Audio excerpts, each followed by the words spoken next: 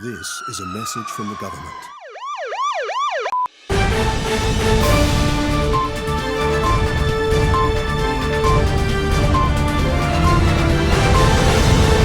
Hello and welcome to That Was the Woke That Was, a summary of all the brilliant progressive things that have happened this year. I'm Konstantin Kishin, and you may remember me from my stint hosting a kids' TV show on Al Jazeera. And I'm Francis Foster, a man who looks like a cross between Louis Theroux and a beaver. This year has been such a disaster, it makes 2016 look like a vegan sister who uses her copy of White Fragility as a comfort toy. 2020 was the first time the scariest Halloween outfit was not wearing a mask. I turned up at a Halloween party, and when they asked me what I came as, I said, man with persistent cough. But thanks to the ingenuity of scientists, we finally have something that allows you to avoid infection, even when you're congregating with thousands of other people in a mostly peaceful protest. I give you the Pfizer Triple C Protection BLM t-shirt. 100% immunity against COVID, criticism, and criminal prosecution. We've been following the science, and thankfully we now know more about the virus. COVID-19 only affects people in cafes, restaurants, bars, and anti-lockdown marches. If you've had dinner out recently, you've killed Granny, which is disgusting. Unless she voted Brexit, in which case she is racist stump and you are legally required to push her in front of a combine harvester.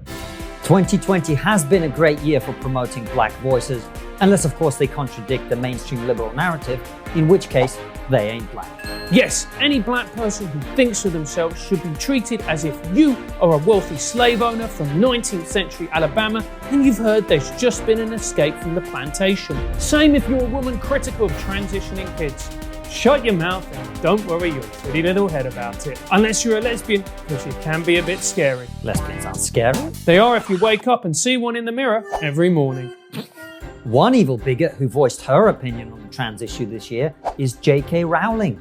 Formerly beloved by the woke, she now apparently hates all trans people and was widely reported to have misgendered a dragon. Harry Potter actor Daniel Radcliffe was horrified and denounced J.K. Rowling in public. Who would have thought Daniel wouldn't know what a real man is? But there have been winners in 2020. It's been a great year for nonces. And if you're American and don't know what a nonce is, it's one of them. What? A philanthropist with a hobby and a really long notebook? Exactly. Every celebrity pervert can now breathe a sigh of relief now that their best mate has decided to do the decent thing and kill himself. He resisted ending it with all his might, but they killed himself anyway. Another person now desperately trying to avoid suicide is nonce whisperer Ghislaine Maxwell, a woman so hated she makes her dad, Robert Maxwell, who stole £500 million from a pension fund, look like an okay guy. But the real winner of 2020 is your weed-smoking grade A conspiracy theorist. Well done, Gary. It turns out that spending hours wanking yourself dry to Alex Jones videos wasn't a complete waste of time. It was research for the clusterfuck of insanity that is 2020. It has been a tough year for Princess Harry and Prince Meghan.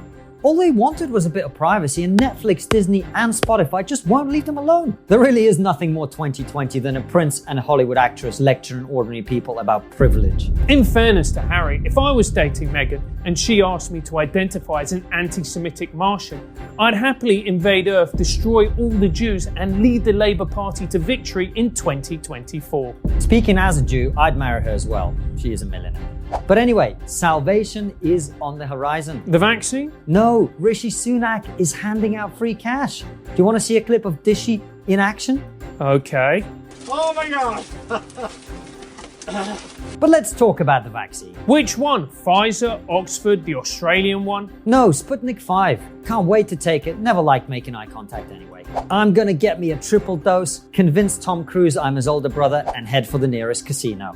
I'm gonna make so much dirty money, they're gonna call me Hunter Biden. I don't think that's how it works. That's what an anti-vaxxer would say. But anyway, let's talk about the US election. Two of the worst candidates in history went head to head, and America held its breath.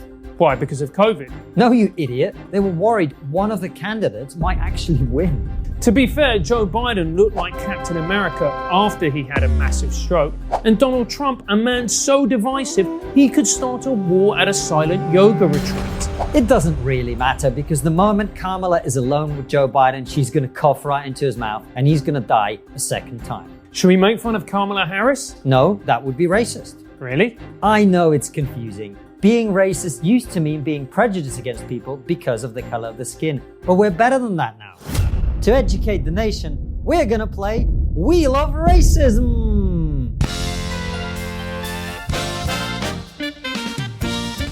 Where's the wheel? Shut up, we're on a budget. Right. Francis, in a minute or less, name as many racist things as you can. Go. Okay, I know the answer to this. Trump, Boris Johnson, society, the countryside, Republicans, punctuality, people who say the word colored instead of people of color.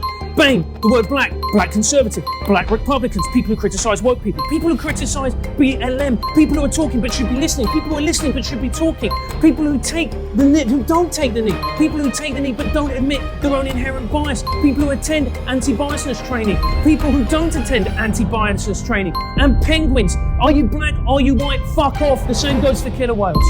Congratulations, you won. I've got one more answer. Being racist to white people. You have failed your unconscious bias test. You are now officially racist, and the police will be along shortly to check your thinking.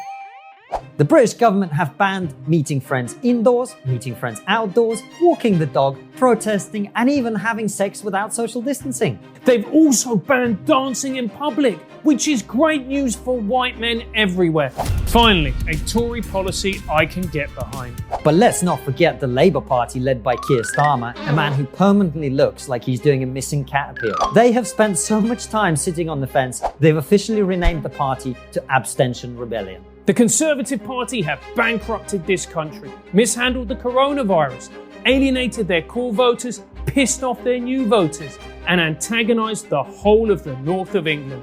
And they're still more popular than the Labour Party. That's like applying to be head of a women's charity and losing out to Jessica Yaniv. Wax your balls, ladies. But in all seriousness, we wish all our viewers, patrons, subscribers a very, very Merry Christmas. Let's hope it's a white one. Mate, the police are here. We're not socially distancing.